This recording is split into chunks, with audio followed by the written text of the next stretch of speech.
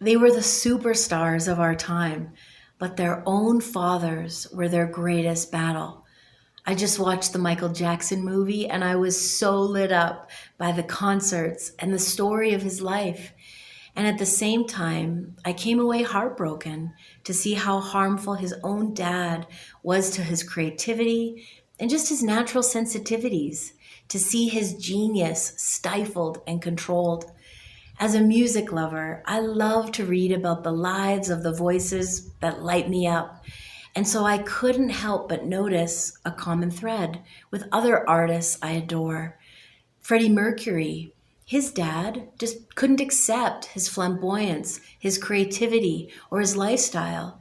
He lived his whole life feeling judged and rejected by his dad. George Michael's father undermined him and his belief in his natural talents, telling him things like, be realistic, you're not going to be a pop star. George Michael talked about this in his biography, that what a gift it ended up being. He used that adversary relationship like a fuel. Imagining saying to his dad, well, you don't think I can do it? Watch what happens when I step out on stage. And so much of what Sinead O'Connor experienced as a girl, the harm she carried from her dad not being present, and the abuse there came from her mom, that all came through her lyrics. Maybe more famously known is about Britney Spears having her wealth and her choices just absolutely controlled by her dad. It's so sad to me.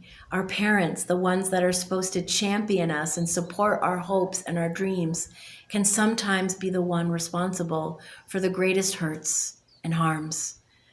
For some of these artists, like Michael Jackson, like George Michael, like Sinead, all of them became such fierce advocates for the safety of children. They understood from the inside what it meant not to feel protected, what it was like growing up with financial challenges, so they donated millions. Michael Jackson visited sick kids in hospitals. George Michael volunteered in disguise at soup kitchens for the homeless.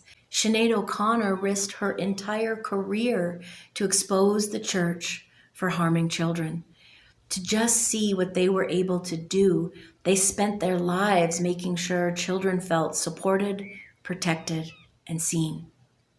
If you grew up with a parent who made you feel like you're too much or not enough, or somehow there's something wrong with you, or you're not going to be able to reach the dreams you have for yourself, reach out.